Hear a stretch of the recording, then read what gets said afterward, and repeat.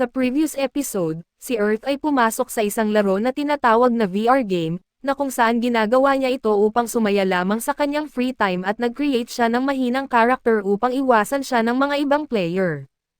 Sa pagpasok niya sa laro, agad siyang minaliit ng lalaking may gintong armor na parang isang naglalakad na trophy, at sinabihan siyang mahinang nilalang at agad na sinipa siya, pero di na lang ito pinansin ni Earth at nagpatuloy sa kanyang paglalaro. Kaso dumating ang panahon na ang mahinang si Earth ay hinamon ng Trophy Boy sa isang one-on-one duel, at nagawa niyang mailagan ang atake nito at nahanap pa niya ang weak spot ng bully at tinarget ito, at doon ay nanalo siya sa duel at hinangaan ng karamihan dahil sa kanyang galing. Sa pagpapatuloy ng ating recap, ang lalaki at ang kanyang fairy ay nagbahagi ng isang masayang sandali, sinabi sa kanila ni Earth na ang lahat ay ganun lang kasimple at malapit nang maging maayos ang kanilang relasyon. Natapos na ang araw na puno ng mga pangyayari, ngunit nagulat si Earth nang dumating ang isang lalaking suot ang isang set ng armor, nagpakilala ito bilang si Silver at may kakaibang hiling na kung saan gusto niya na sumama si Earth sa isang lugar na wala masyadong tao. Pumunta sila sa isang lugar, at hindi mawala sa paningin ni Earth ang kagamitan ng lalaki dahil mukhang ito'y ilan sa mga matitibay at mamahaling kagamitan sa laro, at napagtanto ni Earth na malamang isa ito sa mga pinakamahuhusay na player at itinanong ni Silver kung nakilala na ba niya ang isang lalaking tinatawag na Glad. Hindi pa kilala ni Earth si Glad kaya't ipinaliwanag ni Silver na may chismis na si Glad ay tinatarget ang mga manlalarong may titulo ng fairy player. Si Glad ay dating kasapi ng kanilang grupo subalit nagkaroon sila ng mga problema dahil sa kanyang asal. Kahit na magaling na tank si Glad, unti-unti itong naging mayabang at sinasaktan ang ibang kasapi at noong nagsimula ang kasalukuyang update sa laro, siya lang sa grupo nila ang nabigong makagawa ng kasunduan sa ferry. Labis siyang naapektuhan at inilabas niya ang galit sa mga kasapi ng grupo at dahil si Silver ang leader nila, kaya't nagdesisyon siyang paalisin na lang si Glad dahil sa ito'y isa ng pasaway at ipinaliwanag ni Silver na ang problema ay lalong lumalala, at doon ay agad niyang nisaman ang kanyang malaking ferry. Namangha si Earth nang makita ito, isang Valkyrie na babae at doon ay binanggit ni Silver na pagkatapos ng huling update, nagkaroon si Glad ng bagong kontrata sa Crystal at nakipagkontrata sa isang Darkness Fox Fairy. Ngayon ay naglalakbay si Glad at gumagawa ng paghahamon sa isang espesyal na PvP laban sa ibang player, kaya't doon sa palagay ni Earth ay may malalim pa rin siyang galit at tiyak na gagamitin ni Glad ang torneo sa huling event, para na rin ipakita ang kanyang lakas. Kaya doon ay binabalaan ni Silver si Earth na mag-ingat at magandang iwasan na si Glad at habang umalis ang lalaki, napaisip si Earth at hindi niya lubusang pinagkakatiwalaan ang isang matanda, at kung gaano ito kadelikado na basta-basta na lang maniwala sa isang panig ng kwento. Sa mga sumunod na oras, nagpasya si Earth na maghunting ng mga halimaw dahil alam niyang labag ito sa mga tuntunin ng laro, nahahamunin ang ibang tao sa PvP habang sila'y nakikipaglaban sa mga halimaw. Kahit nasusundan pa siya ni Glad habang siya ay maghahunting, malamang siya'y ligtas pa rin at doon ay gumawa ng atake si Earth na nagpapagalit sa isang oso at ginamit ang isang napakagandang bagong atake, upang magpatama ng maraming arrow sa mukha nito. Naninigurado siya na hindi ito makakagalaw at tinapos ito gamit ang kanyang matatalas na sapatos na may pangalang Bringer of Death Boots. Sinabi niya na ang bagong bow art na natutunan niya ay napaka-useful subalit mahirap pa rin na makipaglaban sa isang malupit na oso na mag-isa. Hindi siya nagrereklamo dahil alam niyang ito ang paraan ng paglalaro na gusto niya. Ginamit ni Earth ang ilang skill points upang i-upgrade ang kanyang mga sipa at doon ay na-unlock niya ang kanyang unang kick art.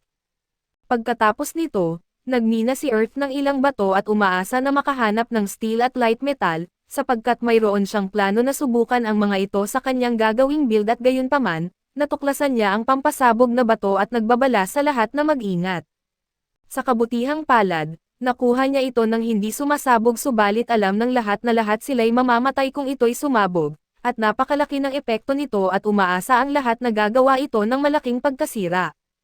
Sa gabi, tinanong ni Earth si Black kung pwede ba niyang gamitin ang kanyang smith shop, at ang mabango niyang kaibigan ay nagtataka kung gagawa na naman si Earth ng kakaibang bagay. Iniwan ni Black kay Earth ang paglilinis at nagpatuloy si Earth sa paggawa ng bagong ulo ng pana at metal whip, at ang arrowhead ay may twist para makapasok ito sa laman at nakuha niya ang ideya na ito, mula sa isang bagay na tinatawag na Twisted Blade Dagger. Ngunit napakakomplikado ng teknik para gawin ito kaya't inabutan si Earth ng buong gabi bago niya ito natapos. Siya'y nagdiwang dahil sa wakas ay nagawa na niya ito at nagkaroon siya ng status debuff sa isang araw. Pagkatapos nito, nilaanan niya ng oras ang whip at dumating si Black, labis na nagulat sa nakitang kahusayan ng produkto dahil ito'y mabisang ginawa sa malambot na metal at medyo nangangalay na ang mga braso ni Earth, subalit alam niyang sulit ito dahil mayroon na siyang kanyang extreme metal back scratcher. Si Earth ay pumunta sa isang lugar kung saan pinayagan siyang magtrabaho sa kanyang explosive ore sa basement ng isang babae. Medyo hindi kapani-paniwala ito, ngunit okay lang kay Earth dahil hindi siya makakaistorbo sa ibang tao kung magtatagumpay o mabibigo siya habang inaasikaso ang ore. Napakalaki ng chance na sumabog ito sa kanya kaya't hindi niya ito pwedeng ipagwalang bahala ang paggamit nito. Ngunit ayaw rin niyang itapon ang isang napakalakas na item at nagdesisyon siyang subukan kung anong kaya niyang gawin gamit ang kanyang kasanayan sa medisina, ngunit sinabi niyang medyo nakakapagod ang proseso. Pagkatapos nito, ginawa ni Earth ang kanyang mga eksperimento bilang isang mad scientist, habang maingat niyang ginagamit ang iba't ibang kemikal at halaman at sa kasamaang palad, hindi sapat ang pag-upo sa lab para sa ating adventurer, kaya't susubukan niya ang kanyang ginawang eksperimento sa labas. Kinailangan niyang subukan ito sa labas upang malaman ang tamang epekto, at natuklasan niya na ang unang likido ay ganap na nabigo at gayunpaman, ang pangalawang likido ay nagdulot ng malupit na pinsala at kumuha ito ng 80% ng kanyang HP. Maliwanag na sobrang lakas nito, pero naisip niyang ito'y magagamit niya upang tapusin ang isang halimaw kung siya ay dihado na sa laban, at tinawag niya ito na Hellmine Oil at doon ay nitake niya ang isang potion para maibalik ang nawala niyang HP. Sinubukan niya ang kanyang huling halo at naisip niyang ito ay may ensaktong ratio na hinahanap niya, ngunit sa totoo lang, mas kakaiba pa rin ang pangalawang halong kemikal ni Earth dahil sa ito'y may malakas na epekto. Makikita natin kung gaano kalakas si Earth habang pinagsasama niya ang lahat ng kanyang mga bagong kasanayan, armas at mga item upang madaling talunin ang ilang mga halimaw. Ipinaliwanag ni Earth na mas naging madali ang mga bagay dahil sa kanyang explosive oil, ngunit hindi niya mapapalakas ang kanyang mga kasanayan kung lagi niya itong aasaan at doon ay lalong nag-level up si Earth sa kanyang hunting bow at wind magic, at ito'y nagbukas ng kakayahan na pagsamahin ang dalawa sa isang espesyal na kasanayan na tinatawag na Aulian Dust Hunting Bow. Ito ay magbibigay sa kanya ng kakayahan na magkaroon ng elemental art na nagbibigay ng mahiwagang katangian sa isang armas, kahit mas gustuhin niyang magkaroon ng mas malakas na wind magic. Para kay Earth ang wind magic ay pangsuporta lamang. Pinili niyang ituloy pa rin ito at tila nais niya na tiyakin ang lahat at alam din naman ni Earth kung ano ang ginagawa niya. Agad niyang sinubukan ito at natuklasan na ang wind support magic ay lubos na nakatutulong, dahil ito'y nagbibigay sa kanya ng kakayahan na magkaroon ng mas mataas na talon. Sinubukan niyang gamitin ang kanyang Bone X at Shock para malaman niya na ngayon ay kayang lumabas ang mga ito ng sunod-sunod, ngunit sa ngayon ay hindi pa gaanong mataas ang level nito at 2 araw pa lang, ang kaya niyang maipatama. Ibinenta ni Earth ang mga bagay na kanyang nakuha mula sa pagpatay sa mga oso at humiling sa mga ngalakal na gumawa ng cape upang makaiwas sa pinsala mula sa likuran, bigla namang may anunsyo na ipinaabot sa lahat ng mga manlalaro na kanila nang ibibigay ang scoring para sa Fairy PvP event. Si Away na tila ba't kakatapos lang makalusong sa kamatis, ay naghanap kay Earth at ipinaliwanag na wala sa kanilang guild ang gumugol ng maraming oras sa event, kaya't hindi siya sigurado kung makakapasok sila sa torneo. Si Earth ay hindi gusto na ma-disappoint ang loob ni Away na parang isang human stop sign, kaya't sinabihan niya ito na mayroon lamang 16 na spot kaya't nauunawaan niya ito, biglang inanunsyo na magiging kabilang sila sa torneo at makikita natin na pareho si Silver at Glad ay nakapasok din. Ipinapakita ang kanilang mga performance at mas mataas ang kanilang win rate at bilang ng mga laban kumpara sa ibang player. Iniisip ni Earth kung ano ang mangyayari sa pagitan ng dalawang ito, ngunit alam niyang hindi niya mapipigilan ang sarili na manood ng kanilang laban. Agad pagkatapos ay nagsimula na ang torneo at mukhang lahat ng manlalaro ay naririto upang manood. Ginamit ni Earth ang kanyang long-distance vision upang magmasid sa ibang mga tao at doon ay natuklasan niya na may iba pang mga manlalaro na mayroon ding titulo bilang fairy player, at ito ay nagbigay sa kanya ng kaginhawaan sa hiyang kanyang nararamdaman.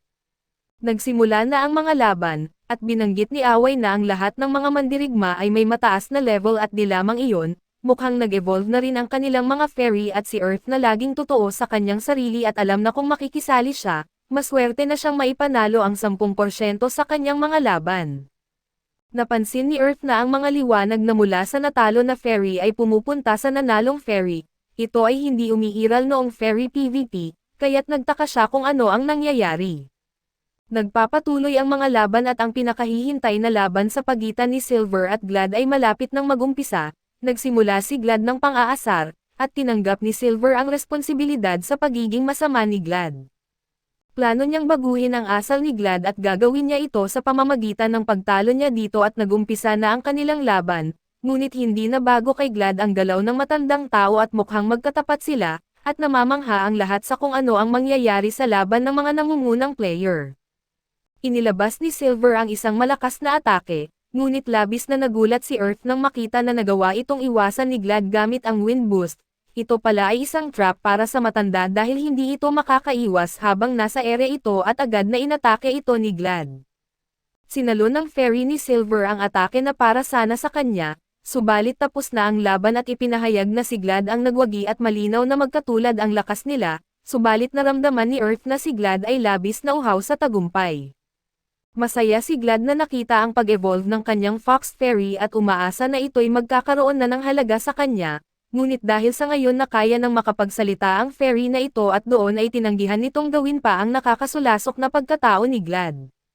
Labis na nagulat si Glad kaya't nilantad niya ang nakakagulat na katotohanan na kung saan, ang tunay na layunin ng kaganapang ito ay upang pumili ng susunod na hari o reyna ng mga fairies. Binigyan ng hula ang mga fairy na nagsasabing ang kanilang susunod na hari ay dapat ay may lakas at eksperto sa mga sining ng digmaan.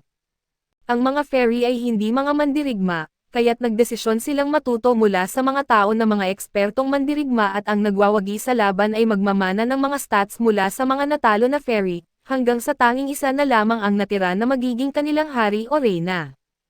Ipinahayag niya ang kanyang galit sa pag-aakala niyang aalis na ang mga fairy matapos gamitin ang mga tao, ngunit ibinunyag ng fairy na hindi iyon ang kaso at siya ay aalis na dahil tapos na ang kanilang kontrata. Nagagalit na si Glad at itinoon niya ang kanyang galit sa matanda, subalit nilinaw ng fairy na wala siyang tunay na halaga para kay Glad at wala silang tunay na partnership, at ginamit lamang siya ni Glad bilang kasangkapan. Ipinaliwanag pa ng fairy na ginagamit rin niya si Glad bilang kasangkapan para matulungan siyang maging reyna. Nilinaw niya na bagamat ito'y isang laro lang para kay Glad, pero sa kanya ito'y totoong buhay na. Binanggit ni Millie na ang Fairy Queen ay nagsasalita na para bang siya'y totoong tao, at sumang-ayon si Earth na hindi siya nagmumukhang AI at iniisip niya kung ito'y isang uri ng eksperimento, ngunit hindi niya nais na maging walang asal at nagdesisyon na lang na hindi itanong ang mga tanong. Nag-aalok ang Fairy Queen kay Glad ng isa pang fairy na katulad ng lakas ng dati bago ito mag-evolve, ngunit tinanggihan ni Glad ito at malinaw na naiinis si Glad at nauuwi na ito sa karahasan. Sinabi ng fairy kay Glad na kung siya ay magwawagi sa kanya, tatanggapin niya ang lakas ni Glad at muling susunod sa kanya pero gayunpaman, kung matalo siya, hindi siya makakakuha ng kahit anong premyo o ang fairy. Gusto na lamang ni Glad na itigil ang usapan at pilitin na sumunod sa kanya muli ang fairy, at doon ay nagsimula ang kanilang laban, ngunit agad na ipinakita ng Fairy Queen na siya ay nasa mas mataas na antas kaysa kay Glad. Labis ang pagkamangha ng lahat sa bilis ng kanyang pag-e-encode ng mga spells, at inilabas niya ang isang napakalakas na atake subalit hindi rin basta-basta si Glad, at nagawa niyang mag-counter-attack. Subalit sobrang lakas ng Fairy Queen at ibinigay niya sa kanya ang isang masakit na electric shock at namangha ang lahat ng mga player at ang mga ito ay may kanya-kanyang paghanga, habang ang susunod na atake niya ay isang malupit na pagsabog. May natitirang lakas pa rin si Glad, kaya't siniguro ng Queen na matatapos na ito ng kanyang atake ng kidlat at ito'y halos buhay na buhay pa, ngunit ang galit na fairy ay walang awang winasak ito sa kanyang huling atake. Iniwan niya ito na mayroon na lamang 1 HP at ibinigay na nito kay Silver para sa huling pagpatay, at pagkatapos ng pangyayari ay hindi inaasahan, sinabi ng Queen na may 3 tao pa na kailangan niyang gantimpalaan. Kinuha niya ang lahat ng fairy players mula sa crowd kasama na si Earth, at binasbasan niya sila dahil sa kadahilan ng pagtanggi ng mga ito na makipaglaban, kahit na ito'y nangangahulugan ng pagbibigay nila sa pagkakataon na mapabuti at mag-evolve ang kanilang mga fairy.